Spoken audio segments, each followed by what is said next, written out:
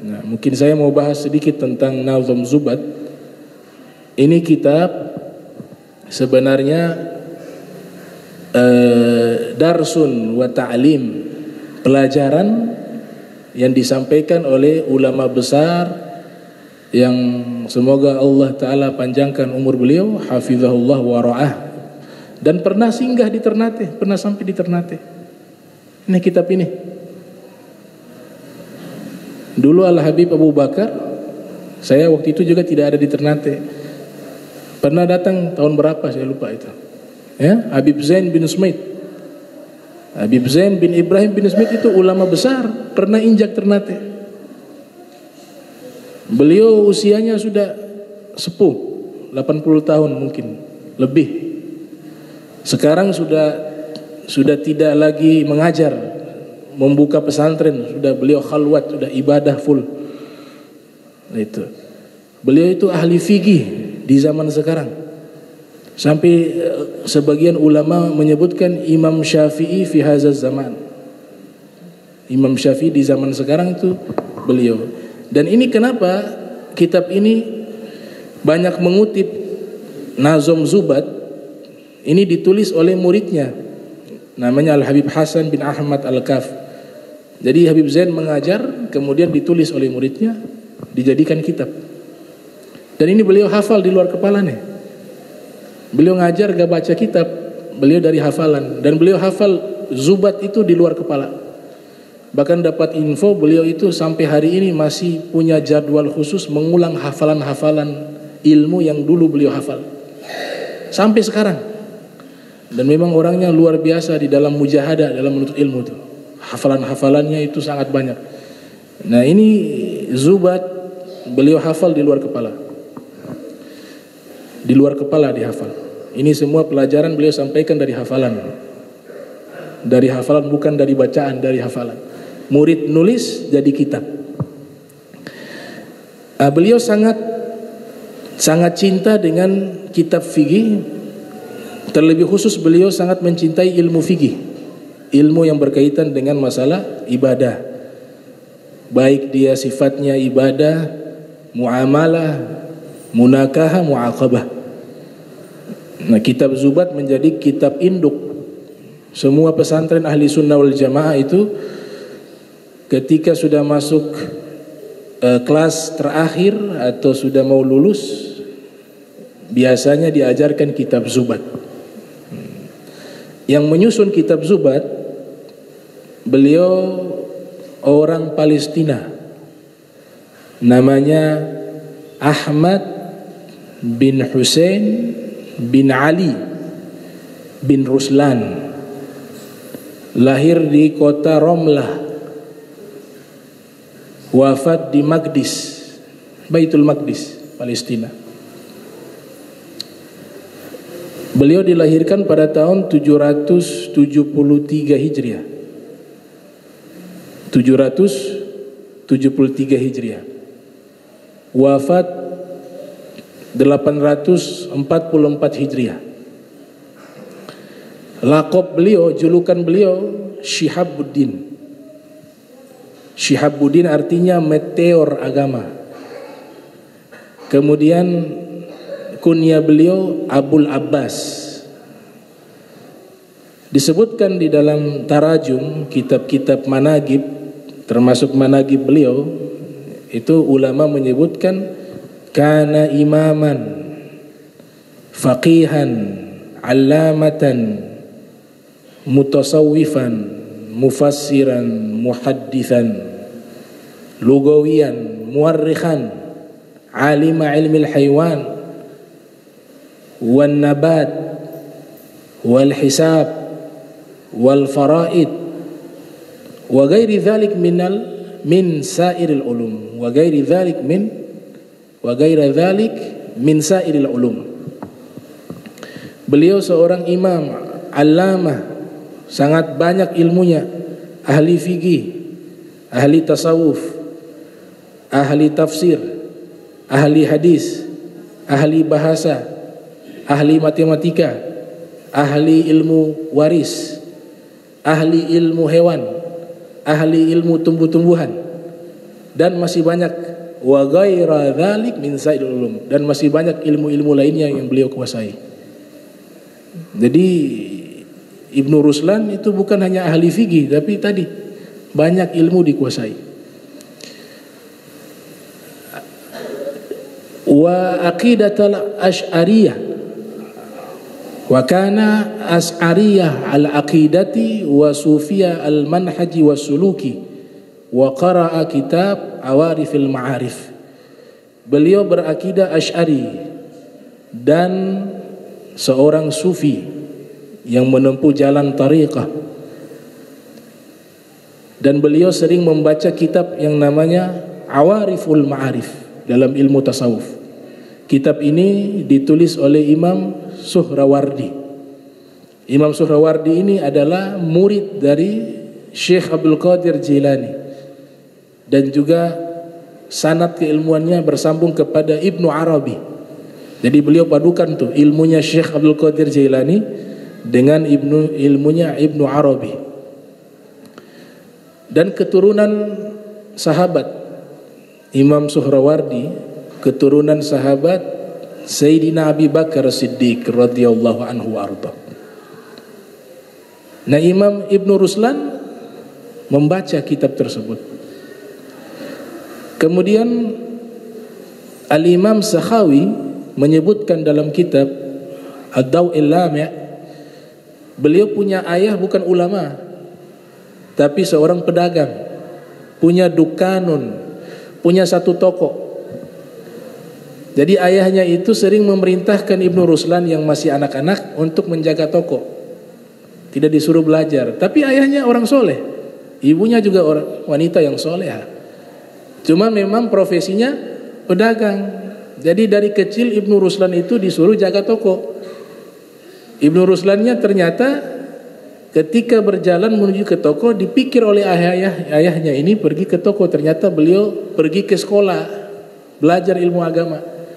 Nama sekolahnya Al-Madrasatu Al-Khosikiyah yang ada di kampungnya, di kotanya Romlah. Setiap pergi ke toko, tidak ke toko, beliau ke sekolah belajar. Yashtagilu bil ilm, mulai sibuk dengan ilmu, mempelajari ilmu bahasa, ilmu nahu, ilmu sorof, ilmu balaghah, ilmu nazam, ilmu syair, ilmu kawafi, ilmu arud, ilmu-ilmu yang berkaitan dengan bahasa Arab dan puisi dan sastranya. Itu dari kecil beliau. Akhirnya mungkin orang tuanya melihat dia punya semangat bukan untuk menjadi wirausaha, tapi punya semangat untuk menuntut ilmu agama, maka mereka mendukung setelah itu. Sehingga beliau hafal Al-Quran itu agak terlambat dibanding dengan ulama-ulama yang lain. Ibnu Mubarak itu hafal Al-Quran umur 4 tahun.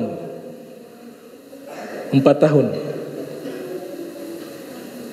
Imam Syafi'i menghafal Al-Quran hifdzan jayyidan, dengan hafalan yang sangat baik, 7 tahun.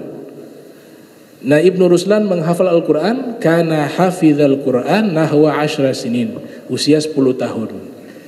Itu kata ulama terlambat zaman itu. Kalau kita zaman sekarang ya hafal juga 30 juz amma ya. Juz 30, bukan hafal 30 juz ya, beda tipis saja ya. Alhamdulillah sudah hafal juz 30. Kalau mereka alhamdulillah sudah hafal 30 juz ya. Jadi 10 tahun bagi mereka sudah telat, sudah terlambat menghafal Al-Quran. Namun kesungguhannya belajar luar biasa. Beliau belajar dari guru ke guru, sehingga diceritakan oleh para ulama beliau hijrah ke Magdis karena di situ tempat pusatnya ilmu. Banyak ulama-ulama dari berbagai negara biasanya singgah ke tempat suci ketiga itu. Kan tempat suci umat Islam kan yang disebutkan oleh Nabi 3, Makkah, Madinah, sama Baitul Maqdis. Ulama berkumpul di situ, beliau belajar kepada para ulama sampai soro aliman, menjadi orang alim. Dan beliau akhirnya diangkat menjadi guru di sekolahnya yang ada di Romlah. namanya Al-Madrasah Al-Khosikhiyah. Waliya tadrisa thumma darrasa huna muddatan thumma tarakaha. Di sekolah tersebut beliau sibuk mengajar bertahun-tahun dalam waktu yang beberapa saat di situ. Setelah itu beliau tinggalkan untuk rihla ilmiah, melakukan perjalanan untuk belajar ilmu dari ulama ke ulama. Di antara guru beliau yang disebutkan di dalam manaqib beliau, Ibnu Hajar Al-Asqalani. Kita kenal beliau sebagai seorang Amirul Mukminin fil hadis yang mensyarahkan kitab Sahih Al-Bukhari. Beliau belajar juga kepada Al-Imam Abu Hurairah Ibn Zahabi, anak daripada Al-Imam Al-Zahabi, namanya Abu Hurairah Ibnu Al-Imam Syamsiddin Al-Zahabi. Kemudian beliau belajar kepada Imam Al-Qalqasandiyu. Beliau membaca kitab fikih Syafi'i namanya Al-Hawi As-Saghir karya Imam Al-Kuzawaini. Itu dipelajari langsung kepada Imam Al-Qalqasandiyu. Kitab Al-Hawi As-Saghir ini adalah kitab yang merangkum kitab daripada Al-Imam Ar-Rafi' berjudul Fathul Aziz ala Syarhil Wajiz. Dan kitab Fathul Aziz ini adalah kitab yang menjelaskan kitab fikihnya Imam Ghazali. Nama kitabnya Al-Wajiz, ditulis oleh Imam Al-Ghazali. Bahkan Sayyid Muhammad Murtada Az-Zabidi mengatakan dalam kitab Ithaf Sadatil Muttaqin, "Lau kana Al-Imamul Ghazali nabiyan lakanat mu'jizatuhul wajiz." Seandainya Imam Ghazali ini seorang nabi, maka mukjizatnya adalah kitab Wajiz. Sebagaimana Rasulullah SAW, mukjizat terbesarnya adalah Al-Quran. Seandainya, kata Sayyid Muhammad Murtada Az-Zabidi. Dan Imam Nawawi juga merangkum kitab tersebut, kitab Al-Wajiz. Beliau berikan judul Rawdatut Talibin wa Umdatul Muftiyin. Nah, di dalam mazhab Syafi'i ada disebut Al-Hawi As-Saghir, ada yang disebut Al-Hawi Al-Kabir. Al-Hawi artinya ensiklopedia, kumpulan-kumpulan hukum-hukum mazhab Syafi'i. Yang besar namanya Al-Hawi Al-Kabir. Al-Hawi Al-Kabir ada 19 jilid, ditulis oleh Al-Imam Al-Mawardi. Al-Imam Al-Mawardi menjelaskan kitab Mukhtasar Imam Al-Muzani. Al-Imam Al-Muzani, beliau adalah muridnya Imam Syafi'i secara langsung. Tapi Imam Al-Mawardi ini tidak sezaman, maksudnya waktu sudah beberapa ratus tahun baru disyarahkan itu, karena beliau wafat pada tahun 450 Hijriah. Sedangkan Imam Al-Muzani ini sezaman dengan Imam Syafi'i, karena sebagai murid Imam Syafi'i lahir tahun 150, wafat 204 Hijriah. Ini salah satu gurunya, Imam Ibn Ruslan. Kemudian beliau juga belajar kepada Imam Bulkini dan membaca kitab Sahihul Bukhari di hadapan Imam Bulkini. Wa azina lahu bil ifta, dan diizinkan kepada beliau untuk memberikan fatwa hukum, memberikan fatwa hukum. Kemudian beliau mempelajari ilmu matematika dan ilmu faraid, ilmu waris, kepada ulama bernama Ibnul Haim. Dan masih banyak guru-guru beliau yang tidak bisa saya sebutkan satu persatu karena saking banyaknya guru-guru beliau. Tapi itulah guru-guru yang ibaratnya namanya dikenal di kalangan para ulama. Beliau punya kitab berkah, kitab ini Zubat, dipelajari di berbagai belahan dunia Islam. Bahkan bukan sekedar dipelajari, dihafal. Di pesantren-pesantren diwajibkan untuk dihafal kitab Zubat, karena dia mencakup seluruh ilmu asas agama Islam, akidah, masalah hukum, dan tasawuf akhlaki. Beliau menulis kitab tersebut, itu beliau tidak sekedar menulis dan menyebarkan, tapi memang niatnya itu yang membuat kitab ini menjadi berkah dan bertahan lama hingga saat ini, karena beliau menulisnya itu dengan niat yang sangat ikhlas. Itu diceritakan dalam kitab Al-Fawaidul Mukhtarah. Ketika beliau menulis kitab Zubat, nazom tersebut beliau tulis di atas kapal yang mengangkut penumpang. Di tengah laut beliau menulis kitab atau nazom Zubat tersebut. Beberapa waktu setelah sudah selesai beliau menulis nazom itu, beliau lemparkan ke laut. Maka orang-orang yang menyaksikan beliau sibuk menulis kitab, susah payah menulis kitab tersebut, kemudian dilemparkan ke laut. Mereka bertanya kepadanya, kenapa engkau membuang ke laut? Sudah susah payah menulis. Beliau katakan, kalau niat saya ikhlas, pasti Allah akan menjaga kitab ini. Tapi kalau saya menulisnya bukan karena Allah, bukan karena keikhlasan, maka kitab ini akan hancur. Ternyata ada nelayan yang sedang memancing, dia menjaring ikan dengan jaringnya, diangkat itu jaring, kitab itu masuk di dalam jaring tersebut. Maka nelayan itu membuka itu kitab, dan memang Allah takdirkan di kampungnya nelayan tersebut ada seorang ulama yang tinggal di kampungnya. Maka nelayan itu memahami ini kayaknya kitab membahas tentang masalah agama. Dia kembali ke daratan, bertemu dengan ulama tersebut, diserahkan kitab. Ini saya temukan kitab di lautan waktu menjaring ikan. Maka ulama itu membaca, ternyata kitab ini sangat luar biasa. Kemudian ulama inilah yang menyebarkan, sampai akhirnya terkenal itu kitab, tersebar di penjuru dunia Islam. Itu buah dari apa? Keikhlasan. Makanya Imam Al-Ghazali yang lahir tahun 450 Hijriah, wafat 505 Hijriah, beliau mengatakan, ma ta'ishu kitabatun yaktubuha katibuha liya'isha minha.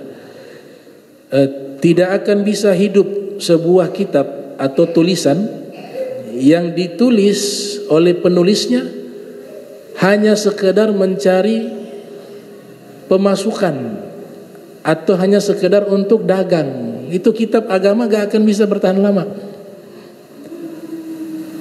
Ya, kitab-kitab yang bertahan lama ribuan tahun sampai hari ini, itu kitab-kitab hadis itu umurnya ribuan tahun, bukan baru 40-50 tahun, ribuan tahun. Sahih Bukhari, Sahih Muslim, Sunan Abi Dawud, Sunan Tirmidzi, Sunan Ibn Majah, Musnad Firdaus, Sunan Ad-Darimi, Al-Mustadrak, Al-Hakim, itu ribuan tahun semua. Tapi sampai hari ini coba lihat, di mana-mana ada. Apa yang membuat dia bisa bertahan lama dan memberikan manfaat kepada umat? Niat dari pengarangnya. Mereka lakukan itu, menulis bukan mencari duniawi, tapi betul-betul untuk ibadah, untuk menghidupkan agama Islam dengan ilmu. Kemudian ulama-ulama yang tidak memiliki keturunan sekalipun, mereka memiliki anak dari jalan yang lain. Imam Nawawi itu produktif mengarang kitab, sampai dihitung itu dengan usianya yang hanya 45 tahun, lahir 631 Hijriah, wafat 676 Hijriah. Ada yang mengatakan 45 tahun, ada yang mengatakan 40 tahun. Dengan usianya yang sangat singkat di dunia ini, tapi tulisan-tulisannya itu sangat banyak, kitabnya itu sangat banyak, sehingga mereka menghitung Imam Nawawi itu kalau mulai menulis dengan kitab yang beliau miliki, yang beliau tulis, itu dari dalam perut sudah mulai tulis kitab. Kenapa bisa seperti itu? Beliau mampu menulis kitab dengan jumlah yang sangat banyak, dengan usia yang hanya singkat 45 tahun. Allah berikan keberkahan waktu kepada beliau. Tapi Imam Nawawi punya anak di jalan yang lain. Apa itu? Kitab-kitabnya. Ibnu Zawzi Al-Baghdadi yang lahir tahun 510 Hijriah, wafat 597 Hijriah, mengatakan kitabul alim waladuhu al-mukhalladu. Kitabnya orang alim adalah anaknya yang abadi, sama-sama mendatangkan pahala. Anak yang soleh mendatangkan kebaikan kepada orang tuanya. Ini anak yang soleh, ini anak yang baik di hari kiamat, kalau Allah sudah selesai proses sampai memasukkan dia ke surga, dalam surga dia cari orang tuanya. Dia cari orang tuanya. Kalau orang tuanya tidak ada di surga, dia menangis dalam surga. Sampai malaikat bingung, ada orang menangis dalam surga. Maka malaikat menghampiri orang yang menangis tersebut. Ditanya, kenapa kau menangis? Ini sudah dapat kenikmatan yang luar biasa di dalam surga, masih menangis. Dia katakan, orang tua saya tidak ada di dalam surga, saya cari tidak dapat. Maka Allah Ta'ala memanggil malaikat, dan Allah Maha Tahu. Wahai malaikat, kenapa di surga harus ada orang yang menangis? Malaikat ditegur oleh Allah, di surga masih ada orang menangis. Maka malaikat melaporkan, ya Rob, dia mencari orang tuanya, tidak ada di surga. Kemudian Allah Ta'ala mengatakan, wahai malaikat, coba pergi ke neraka, lihat orang tuanya, cari orang tuanya sampai dapat, dan buatlah dia ridho, dan jangan sampai membuat dia menangis lagi di dalam surga. Dicari sama malaikat, dapat orang tuanya, ditarik masuk ke dalam surga. Jangan main-main tuh. Waladun solihun. Nah sebaliknya, kalau kita gak didik anak kita dengan baik, kemudian tumbuh besar jadi jahat, kita sudah di surga, dia tarik masuk ke neraka. Ada riwayatnya. Gitu. Nah mereka punya anak soleh. Ada yang lewat anak soleh, ada yang lewat kitab. Itu kitab yang kita baca mengalir terus pahalanya ke Imam Nawawi itu. Baru yang dibaca bukan hanya di sini, di seluruh dunia dibaca, dunia Islam. Ada juga ulama yang tidak punya tulisan kitab, tapi dia punya jalan yang lain. Nah, seperti siapa? Al-Imam Abu Hasan As-Sazili yang lahir tahun 571 Hijriah, wafat 656 Hijriah. Tidak punya kitab, hanya punya kitab doa, Al-Hizb Bahar, dan beberapa wirid-wirid. Tapi kitab-kitab ilmu gak ada. Apakah beliau kekurangan? Apakah beliau nanti di kuburan tidak mendapatkan pahala? Enggak, beliau punya jalan lain lagi, punya jalan tol yang berbeda. Beliau katakan begini ketika ditanya, engkau tidak punya karangan kitab? Beliau mengatakan, kutubi ashabi, atau ashabi kutubi, murid-muridku itu adalah kitab-kitabku. Nah, jadi beliau mencetak murid-murid yang mengarang kitab. Beliau tidak mengarang kitab, tapi mencetak murid-murid menjadi ulama besar yang mereka juga banyak mengarang kitab. Seperti siapa muridnya? Abu Abbas Al-Mursi. Muridnya juga Al-Imam Ibnu Athaillah Sakandari, menulis kitab Al-Hikam. Sama halnya Al-Habib Abdullah bin Umar Asy-Syatiri. Itu tidak punya karangan kitab ilmiah, tapi murid-muridnya puluhan ribu jadi mufti, jadi wali. Mereka punya jalan. Sekarang kita pilih jalan kita nih untuk dapat amal-amal jariah. Kalau gak bisa lewat itu, anak soleh lah minimal, bisa mencetak anak soleh. Nah ini sekilas tentang Ibnu Ruslan. Nah Ibnu Ruslan ini mereka punya tradisi sama seperti ulama-ulama terdahulu. Sebenarnya tradisi ini kita harus ikuti. Kalau membaca buku tidak potong-potong. Tidak, mereka kalau baca min awalihi ila akhirihi, baca kitab itu yang benar, atau membaca buku-buku ilmu lainnya yang benar itu bacanya jangan lewat daftar isi kemudian kita baca, daftar isi baca, tapi yang benar itu baca dari awal sampai akhir. Kalau sudah pernah baca dari awal sampai akhir kemudian pakai baca, kita pilih di bab mana yang kita suka, boleh. Yang penting sudah pernah baca dari awal sampai, sehingga tidak salah paham. Yang kedua, keberkahan tidak dapat. Ada seorang ulama bernama Syekh Abdul Fattah Abu Guddah, dalam kitabnya Safahat min Sabril Ulama, menulis dalam kitab tersebut, Al-kitabu la yu'tika sirrahu illa idza qara'tahu kullahu. Kitab itu yang kau baca tidak bisa memberikan rahasianya kepadamu terkecuali engkau membaca secara tuntas min awwalihi ila akhir, dari awal sampai akhir. Kemudian kalau ada anak-anak yang memang punya himmah di dalam menuntut ilmu agama, didukung. Itu pilihan dari Allah. Jangan kita jerumuskan, ini sudah senang nih di dalam memperdalam ilmu agama, kita alihkan ke ilmu yang lain. Itu namanya orang yang sangat rugi, orang tua yang sangat rugi. Karena orang pilihan saja yang diberikan cinta kepada ilmu agama. Itu hadis Nabi, man yuridillahu bihi khairan yufaqihu fid din. Siapa orang yang Allah inginkan kebaikan, Allah berikan orang itu paham akan agamanya. Yufaqihu fid din. Jadi dukung dia. Dan itu tidak mudah dipilih oleh Allah Ta'ala, orang-orang yang punya kecintaan di dalam memperdalam ilmu agama. Nah, ini sekilas tentang Ibnu Ruslan. Dan kitab Zubat ini kitab yang mendapatkan perhatian besar dari para ulama mazhab Syafi'i. Perhatian besar. Buktinya mereka mensyarahkan kitab tersebut, menjelaskan kembali. Ada ayah dan anak, kedua-duanya ulama besar. Yang pertama, ayahnya namanya Imam Ahmad Syihabuddin Ar-Romli. Itu mensyarahkan kitab Zubat berjudul Fathur Rahman.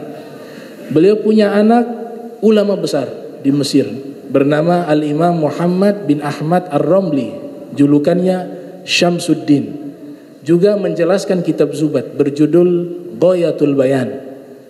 Kemudian ada ulama bernama Imam As-Sofawi. Beliau mensyarahkan dan menjelaskan isi kitab Zubat dengan judul Fathus Somad. Ada juga ulama bernama Syekh Yusuf Al-Battah Al-Ahdal, mensyarahkan kitab Zubat berjudul Faidul Minan. Ada juga ulama bernama Syekh Muhammad Al-Bari Al-Ahdal, mensyarahkan kitab Zubat berjudul Ifadatus Sadah Al-Umat Bitakriri Ma'ani Nazmi Zubat. Dan masih banyak ulama-ulama, mereka menjelaskan kembali isi kitab Zubat. Artinya apa? Kitab ini berkah. Kitab ini mendapatkan keberkahan dan memberikan manfaat kepada umat Islam. Semua ulama mazhab Syafi'i pasti pernah menghafal minimal. Kalau tidak bisa hafal semua, dihafal separuh. Kalau tidak bisa separuh, di mukaddimahnya. Itu.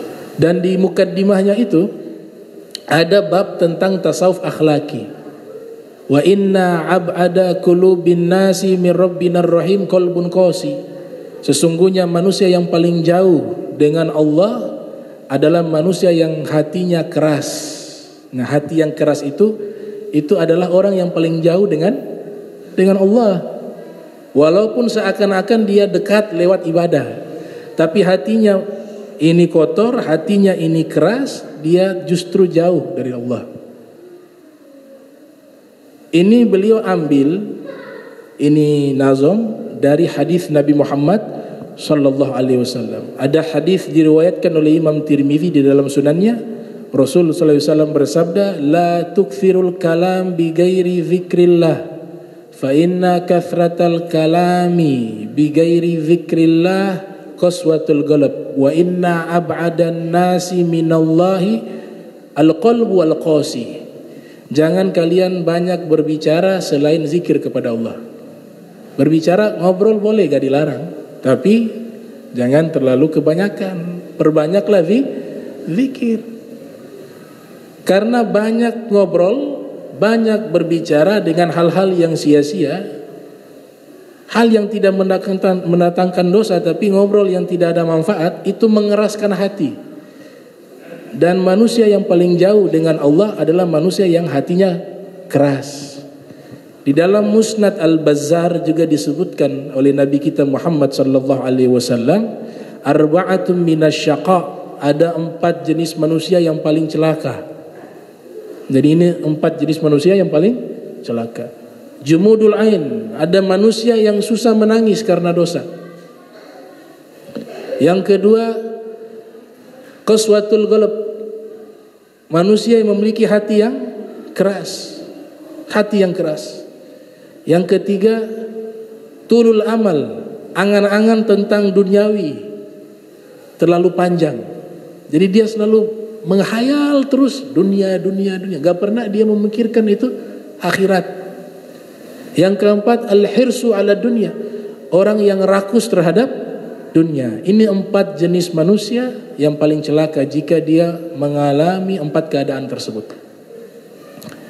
Ibnu Ruslan membuat syair obat daripada hati yang keras.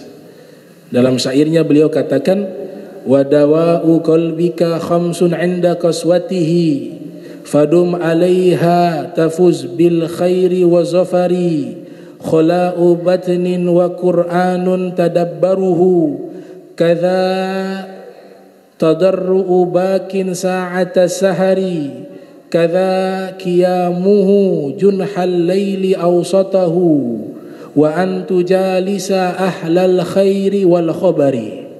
Ini syair dari Ibnu Ruslan. Beliau mengajarkan kepada kita cara mengobati hati yang keras. Beliau katakan ada 5 obat bagi hati yang keras. Rutinkan, tafus bil khairi wa zafari, engkau akan sukses di dunia dan di akhirat dengan kebaikan dan kesuksesan. Obat hati yang pertama, khala'u batnin, banyak berpuasa, yaitu puasa-puasa sunnah, itu perbanyak. Yang kedua, membaca Al-Quran dengan tadabbur, memahami, butuh guru di situ, tafsirannya seperti apa, ya, kandungan maknanya seperti apa, dan diamalkan. Yang ketiga, berdoa di akhir malam dalam keadaan menangis. Dan yang keempat, sholat apabila malam telah gelap di pertengahan malam. Dan yang kelima, banyaklah duduk dengan orang-orang soleh dan orang-orang yang berilmu. Nah, inilah obat-obat hati yang diajarkan oleh Ibnu Ruslan. Terakhir, beliau ini banyak menulis kitab, tapi yang terkenal itu kitab Zubat. Di dalam ilmu akidah, ilmu fikih, ilmu tasawuf akhlaki, beliau tuangkan dalam kitab Zubat. Beliau juga punya tafsir Al-Quran, menulis tafsir Al-Quran, tapi makhtutat. Sebagian ulama mengatakan masih berupa manuskrip. Beliau juga punya kitab membahas Al-Qira'atul Ashrah, 10 cara membaca Al-Quran. Kalau yang masyhur kan Al-Qira'atu Sab'ah, ya, membaca atau 7 cara bacaan Al-Quran. Kemudian beliau juga punya kitab tentang ilmu rijal, tentang masuk kepada bab manakib dan sejarah, judulnya Tabaqatu Syafi'iyah. Kemudian juga beliau menulis kitab tentang ilmu bahasa Arab, berjudul I'rabul Alfiyah, yang membahas tentang i'rab, analisis kata di dalam kitab Alfiyah Ibn Malik. Dan luar biasa juga beliau punya kitab Mukhtasar Hayatul Haywanil Kubra, karya Imam Ad-Damiri, yang menjelaskan tentang ilmu hewan, ilmu zoologi, dan juga ilmu berkaitan dengan tumbuh-tumbuhan, botani, ilmu botani tentang tumbuh-tumbuhan. Kemudian beliau juga mensyarahkan kitab Sunan Abi Daud 11 jilid. Beliau terangkan Sunan Abi Daud, dan ini dicetak ada 11 jilid. Nah, ini sekelumit dari biografi pengarang kitab Zubat. Mudah-mudahan kita bisa dapat syafaat mereka, dan Allah berikan rizki kepada kita mencintai dan menghormati para ulama-ulama terdahulu kita, sehingga kita bisa berkumpul bersama mereka di yaumil qiyamah.